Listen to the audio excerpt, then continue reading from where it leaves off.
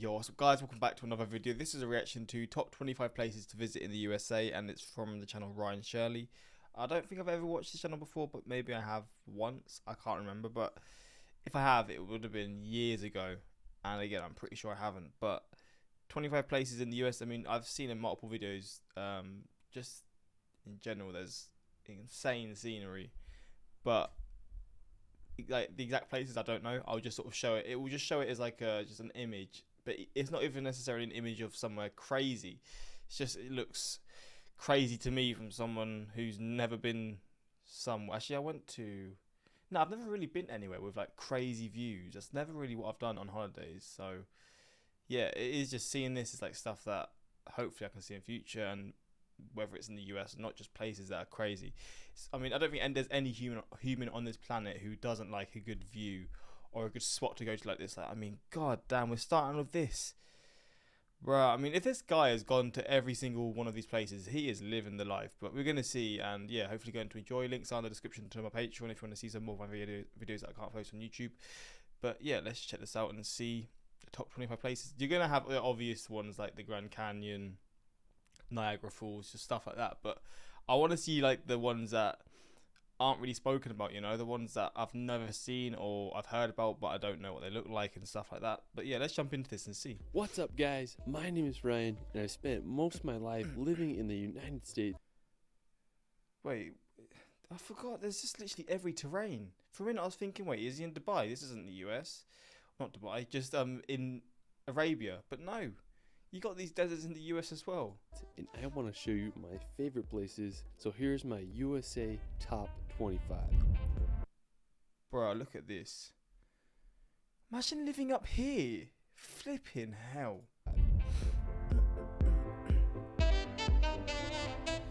The US is an incredible country, from the beautiful Hawaiian Islands, the wild rock formations of the Southwest. Each part of the US has something unique to offer that deserves a visit. Let's start this video off at beautiful Lake Tahoe. I have to say that it's my favorite lake in the USA. Located right on the Nevada and California border, Lake Tahoe is the second. Wait, so this is where Salt Lake City is? Not necessarily the whole lake, but the city is next to this lake. Deepest lake in America with a depth of over 1,600 feet. I mean, it's just absolutely massive. Bruh. What I love about this lake is how clear the water is. I mean, it's just such a stunning blue color. It's also famous for having smooth granite rocks that peek out of the water. Now, a great place to go is Sand Harbor Beach. It's full of clear water and tons of Lake Tahoe rocks.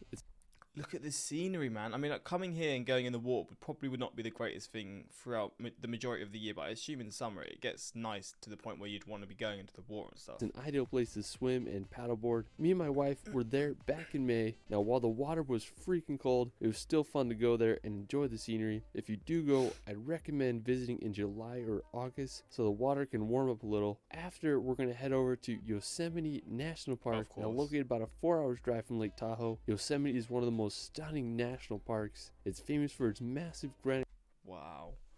I'm cringing a little bit looking at this because you're on the edge here and you just see below, and there's a lot of support, right, but at any moment this stuff's gonna fall. Cliffs, clear streams, and powerful waterfalls. One of the coolest features of the park is Half Dome. It's this gigantic piece of granite that rises over 5,000 feet from the valley below. One side is a sheer cliff, while the other half has the appearance of a rounded dome. One of the most famous waterfalls in the park is Yosemite Falls. It's one of the world's tallest, with its upper falls being 1,430 feet high. One of the more peculiar waterfalls in the park is Horseshoe Falls. During mid-February, the setting sun hits the water oh, I thought it was lava. What the hell? just right, creating the illusion of a firefall. Yosemite is home to some of the most beautiful spots in the US, and I hope you all can visit. From Yosemite, we're going to head to the coast to visit Big Sur. Now, located on the Pacific 101 highway, Big Sur is one of America's most scenic drives, known for its winding turns, seaside cliffs, and views of the misty coastline. One of the coolest places in Big Sur is the BIXBY. Is this in GTA? Creek Bridge. It's one of California's most photographed bridges, and you'll understand why when you get there. Big Sur is also home to Midway Falls, which is an 80-foot waterfall that falls onto the beach below. A waterfall on a beach? If you keep driving south on the 101, it'll take you to this Elephant Seal Vista Point. It's this beach filled with thousands of elephant seals. They're some of the largest and weirdest animals I've ever seen. Depending on what time of year you go there, they may be sleeping on the beach or fighting to the death. pretty crazy animals. Now, while we're still in California, we're going to visit the big tree, right? Is this the massive, where the massive, like the biggest tree in the world is? Your redwoods. Now, the redwoods are the tallest trees in the world, with the highest reaching 379 feet tall. There are groves of redwoods scattered along the northern California coast, and there are plenty of places to see them. I went to the Jedediah Smith Redwood State Park. We explored the grove, and I was just blown away by the size of the trees. Not only were the trees amazing, but just the whole ambience of being there. The trees pretty much blocked out all sunlight, and then the ground was covered in these ferns that made it feel like you were in a Jurassic Park film. I mean, such a magical place. Now, after exploring California, we're going to make the drive up to Oregon. Now, I have to say that Oregon is one of my favorite states. It's home to massive volcanoes and countless waterfalls. Me and my wife did a road trip through the state about a month ago, and it was extremely enjoyable. Oregon is home to some of the best coastline in the USA. I highly recommend just driving down the 101 Coastal Highway. One of my favorite stops was this place called Meyer Beach. It had these massive rocks, and we had the beach all to ourselves. Another scenic spot is the Samuel H. Boardman Scenic Corridor. It's one of the most beautiful spots on the Oregon coast, in my opinion. If you keep driving up the 101, you'll reach Cannon Beach. I like how he's going on a route, right? He's like sort of planning out if you'd want to do all of these in succession or whatever. Just follow this route. I mean, it'll probably take you a few weeks, but to be fair, it wouldn't be a bad few weeks if you get to see all these things. When you think of Oregon, you might think of Cannon Beach. I remember first seeing this place on Steven Spielberg's movie, The Goonies, and I've wanted to go ever since. It's famous for its Haystack Rock. It's this massive 235-foot sea stack that shoots out of the ocean. In 2013, it was listed as one of the world's 100 most beautiful places by National Geographic, and I totally understand why. It's a wonderful beach to relax or jump in the water if you can handle the cold. After Oregon, we're going to head up to neighboring Seattle. Located in the state of Washington, Seattle has to be one of my favorite cities. I just love how it's built right on the Puget Sound, contrasted with a skyline full of skyscrapers and a backdrop of the massive Mount Rainier. Now, one place you gotta visit if you're in Seattle is... Oh, he's actually saying Seattle as a whole. Okay. Pike's Place. It's a public market that has been open for more than 100 years. It's full of fresh produce stands, unique shops, and the world's first Starbucks. I just love all the colors, smells, and just all around vibe. Pike's Place is also home to the Gum Mall. It might gross you out, but at least it's full of colors. After Seattle, we're going to head up north to visit Alaska. When you think of untamed wilderness, Alaska is it. And it's just a land full of some of the world's biggest mountains and glaciers, and it's one of the few places in the USA where you can see the Aurora Borealis. When I look at these landscapes, I mean, they're just so vast and untouched. I mean, it's unbelievable. One popular form of transportation is by helicopter or bush plane because some spots are just so remote. So if you ever want to escape the chaos of the world, Alaska may be the place you gotta go. After Alaska, we're gonna head over to Hawaii to visit the island of This would be one costly trip. Oahu. All the Hawaiian Islands, I have to say Oahu is my favorite. I lived there for over 8 months on the North Shore, and it was some of the greatest times of my life. If you love hiking, surfing, or adventures, Oahu is the place for you. One of the most popular places on Oahu is Waikiki. It's a perfect combination of city and ocean. The beach is lined with high-rise hotels and shops. It is a perfect place to surf and catch some waves. Another one of the most famous places on Oahu is the North Shore. The North Shore is 17 miles of coastline that is home to some of the greatest surfing in the world. One of the most well-known beaches on the North Shore is the Bonsai Pipeline. The waves are created by a super sharp and dangerous reef that causes the waves to break just right. During the winter months, some of the most popular surfing competitions are held here, and the waves can reach over 20 feet high. When there aren't crazy waves, I love swimming on the North Shore. The water is so clear and the waves are just such a fun time to swim in. Bro, I've never been to a beach with water this clear. It's always, like, it's not dirty because it's not. It's just, you don't see anything this clear in the UK. I mean, obviously, I don't know why. What leads to clean looking water? Is it just the sky shining down because it's so blue? It's just like that. Because even on really sunny days, right? It's not like this either. It was still, the sea just won't look anywhere near as nice or as tropical as this, but there's got to be a multiple reasons, right? And while we're still in Hawaii, we're going to head over to the island of Kauai. Of all the Hawaiian Islands, Kauai is the oldest, making it the most beautiful and diverse. It's nicknamed the Garden Island, and when you go there, you'll understand why. One of my favorite places is the Napali Coast. There are very few places in the world, if any, that match the beauty of this coastline. The Napali Coast is filled with sea cliffs that rise 3,000 feet from the ocean, contrasted with deep, narrow valleys that empty to the sea below. There's several ways to experience the Napali Coast. One of the best ways is by helicopter. Prices range from anywhere between $200 to $300 for a 50-minute tour. You'll be able to get some of the best views of Nepal's coastal cliffs and valleys. Another great way is through a boat tour. These range from 3 to 6 hours and cost upwards to $150 per person. If you're on a budget like me, there's plenty of hikes and lookout spots you can go to. One of my favorites close to the edge, man. If you're on a budget like me, there's plenty of hikes and lookout spots you can go. Bruh, that ground for me does not look 100% stable. One of my favorites is the Kalalua Lookout. Another amazing place to visit in Kauai is YOSEMITE. God, there's so much to do in Hawaii. Such a small island with such small islands with this much to do.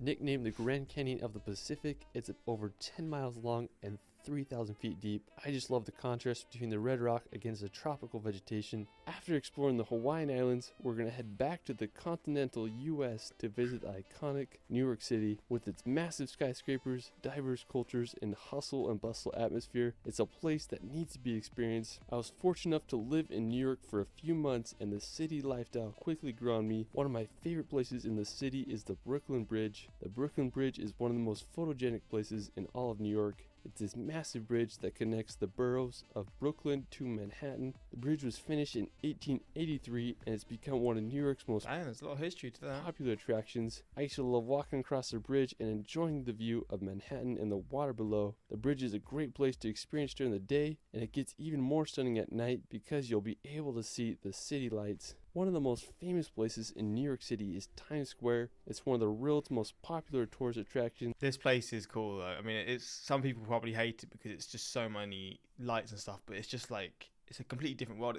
This place reminds me of Tokyo, but I don't know if this was before Tokyo, because like Tokyo's just got all these crazy lights everywhere, right? But this must have been beforehand, and this is just the capital of the world for like marketing or advertising on like these things, right? Because it's one of the most busy areas as well. It's bringing in over 50 million people each year. Oh, there's literally 60 people just watch all the ads and stuff. It's full of thousands of lights and advertisements. I mean, there's just so much energy there. You can walk around there for hours. There are entertainers on the street and tons of other random attractions. Now, if you want a nature break from the city, you can explore Central Park.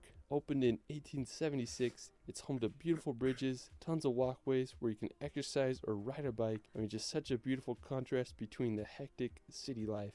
After exploring New York, I still find it so fascinating how it's just right in the center of New York. Like, it's literally dead center of this, of like the busiest city in the world. But then it's obviously going to be busy there as well. But it's just like, right, you've just gone from doing all this crazy stuff in New York, and now you're sort of just chilling in kind of the wildlife. I guess the wildlife there can't be too crazy because it is in the middle of the city. But I'm sure it's still just a nice contrast to get away from the things going on in the city. We're going to head over to the nearby region of New England, now located in the northeastern part of the U.S. New England is comprised of Vermont, New Hampshire, Massachusetts, Connecticut, Rhode Island, and Maine. New England is one of the most historical regions in the U.S. It's where the Pilgrims settled in 1620, and it's also where the Revolutionary War was born. I mean, just such a fascinating region. The most populous city in New England is Boston. Located in the state of Massachusetts, Boston is one of the oldest municipalities in the U.S., founded in 1630 by the Puritan settlers. Historical events such as the Boston Tea Party took place during the Revolutionary War here. Today, Boston is a thriving city, home to universities such as Harvard and MIT. Now, if you want to escape the city and see some nature, universities. I didn't know Harvard was even in Boston. I never knew where it was, but I just maybe assumed it would probably be in like New York. Didn't know it was in Boston. Such as Harvard and MIT. Now, if you want to escape the city and see some nature, I suggest going to Vermont. This may be one of the best places to visit during fall. The trees turn to unbelievable red, orange, and yellow colors. Vermont is also home to historical towns such as Brattleboro. Now, another one of my favorite states in New England is Maine. Maine is the northeasternmost point in the U.S. as it borders Canada. It's famous for its scenic coastline filled with... Is there quite a lot of French people that live in Maine? because obviously that part of Canada is Quebec, just above it and beside it, and that's majority French. So I'm assuming a lot of those French-speaking people probably just live in the US side. So there's probably quite a strong presence of French people around that area. Lighthouses and lobster shacks. One of my favorite cities in Maine is Portland. It's a charming city on Maine's coast. It was first settled in 1623 by European settlers. Today it's known for its old port district and harbor. One of the coolest places is the Portland Head Light. It's a historic lighthouse that was built all the way back in 1791, making it the oldest lighthouse in Maine. Another beautiful place in the state is the Acadia National Park. Acadia is mostly located on the Mount Desert Island. The national park is full of granite peaks, rocky coasts, and tons of beautiful trees. I have to say it's one of the most impressive national parks on the East Coast. After Maine, we're going to head to the opposite side of the country. Yeah, I've seen this bridge recently. Didn't know it was a thing before, but I think it was in the video of the longest bridges in the US or something like that. And yeah, it's crazy. And just the scenery as well for this, it's just different. It's just different, isn't it? There's no other place really like this that you can see in the world, probably. Especially nowhere near me.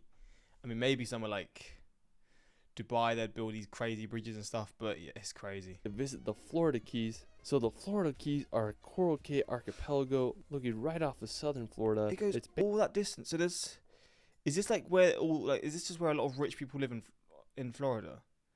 Because it seems so like deserted. Well, the islands just seem so small. But yeah, I guess it's just a lot of where a lot of wealthy people live, right? Because you're so far away from everyone. For southern Florida, it's basically the American version of the Bahamas. What's really impressive is that all the islands are connected by a road, making it one of the coolest drives in the US. I was out in Florida in December and I really wanted to drive all the way to the end of the Keys. When you drive on the bridges, you'll be able to see the blue Caribbean Sea. One of the most impressive ones is the 7-mile bridge. At the time of its construction, it was one of the longest bridges in the world. I mean, it just looks like it never ends. The final destination on the Keys takes you to the city of Key West. So that's what I was going to ask. There's an actual city in on one of these islands. That is so fascinating to me, man. It's the most southern place in the continental US. How did you end up living here? Like, you're so far from everything. Just in the middle of the ocean. We spent the sunset swimming on Fort Zachary Taylor State Park Beach, and it was just the perfect way to end the day. Alright. I would love to visit there, man. That's just a place that just seems so out of this world. I just want to look at it. Key West Island. Key West City.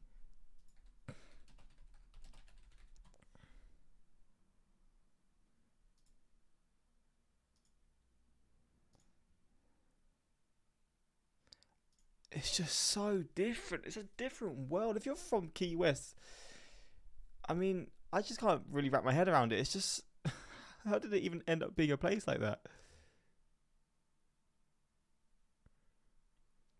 I love these kinds of cities and these kinds of towns or whatever, just in the middle of nowhere, or these kinds of countries, because there's countries that are like this too. I find it so interesting. I might have to do a reaction fully on this place in the future because I'm really intrigued by this. I didn't know I didn't really know people lived in these islands until I reacted to that bridge video recently. But yeah, it looks like paradise. I don't know what the actual poverty line is and stuff there, but it looks like paradise from that. After Florida, we're going to head over to Wyoming to visit Yellowstone National Park. I went here a few weeks ago and it was a magical experience. Now, one of the most famous places in Yellowstone is the Grand Prismatic Spring. It's the third largest hot spring in the world with a depth of 160 feet, and from above it displays a remarkable rainbow color. You can walk on the platforms around the spring, but you'll get the best view by taking the short hike up to the Grand Prismatic Spring overlook. Another iconic spot in the park is Old Faithful. It's one of the world's most famous geysers because of its reliability. It erupts around every 90 minutes and the boiling water can reach 185 feet high. You can also make a drive up to the upper falls. It's one of the most powerful waterfalls I've ever seen. Another less popular but just as stunning spot is Mammoth Springs. I went there first thing in the morning and it was magical with all its mist coming off the hot spring terraces. Now while we're still in Wyoming, we're going to head over to the nearby Grand Tetons National Park. I have to say this is one of my favorite national parks. I just love the incredible scenery and the unique jagged shape of the Grand Tetons. I mean, there's tons of hikes to go on. One of my favorites is to Delta Lake. It's a somewhat challenging hike, but when you reach the top, you're rewarded with a blue Gatorade colored glacier lake that has the backdrop of the massive Grand Teton Peak. I mean, it's just hard to beat the location of the spot. When I went there, I just had to jump in the water. I have to say it was some of the coldest I've ever been in, but nothing makes you feel more alive than a polar plunge in some glacier water. If you want a more relaxed experience in the Tetons, you can take the ferry across Jenny's Lake and then make a short hike up to the waterfall. Now after Wyoming, we're going to make the 2-hour drive to Idaho to visit the St. Anthony Sand Dunes. And this place is now we're in sand dunes. I mean, God, bizarre. It's over 10,000 acres of sand dunes right next to some farmland. What? Wait, how has this happened? There's literally, it's just like a cut off. You've got this normal looking land, then you've got sand dunes next to it. And it just feels so out of place. But the whole area is the ultimate playground. Some of the dunes reach 400 feet high. Now, if you love riding dune buggies or dirt bikes, that is so cool, man. What? This is the place you gotta go. My grandparents live nearby, so I've come here many times. Whenever I'm here, I feel like I'm in Dubai or somewhere exotic. It's just such an epic place you gotta visit if you're ever in Idaho. Now, after Idaho, we're going down to Utah to visit the famous Bonneville Salt Flats. The Salt Flats are located about 2 hours west of Salt Lake City. It's one of the craziest locations in Utah and the world. It's basically 30,000 acres of mud covered in a layer of salt. There's no vegetation, so all you see is white and the surrounding mountains. The Salt Flats have been featured in many music videos and movies such as Pirates of the Caribbean. I love coming out here and just messing around on the salt, whether it's setting up a tramp on the Salt Flats or jumping over my car. Since the salt is completely flat, the world's fastest land record has been set here. If you do go, be cautious about driving on the salt because you can sink your car if the salt isn't dry. Now when it rains, the Salt Flats become the world's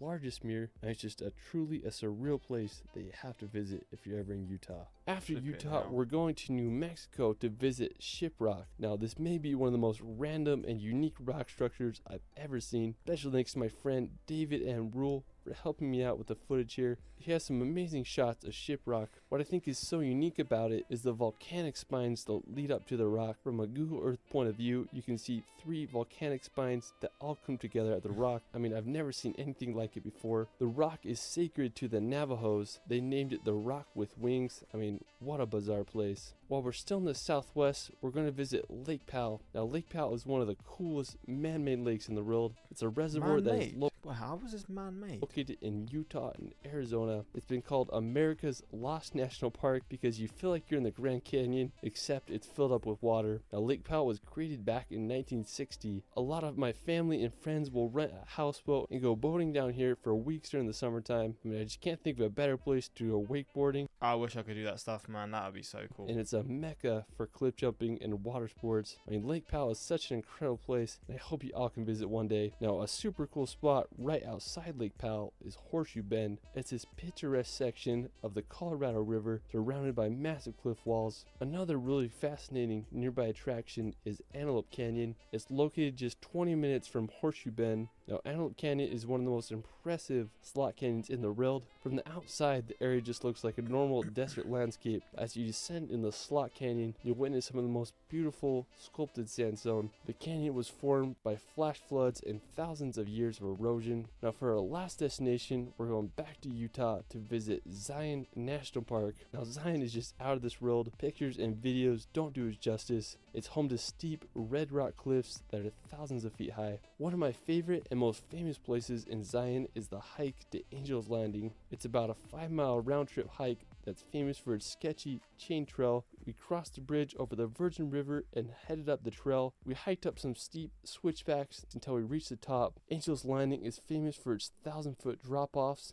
and chains that lead the way. I did the hike in the winter, so it was icy at times. I bought my 360 camera so I could get every possible angle of the trail. I was able to reach the top and the view just blew my mind. I was able to see all of Zion's Canyon. It was just surreal. If you can handle the heights, I hope you can hike Angel's Landing sometime in your life. Well, that is it from fucking hell, man. Those places were insane. Some of them I'd never even seen or never even heard about. I'd say about around 75% I'd never seen or never heard about. But god damn, it's just such a diverse group of places to go to. I wonder if you've done one of these videos on like Russia, for example. Would it be, because I know Russia's gonna have some crazy views as well, and China. Like there's a place that I saw in China recently that I think it was shown in Avatar. It was like a place that was used to film Avatar, and it looks insane.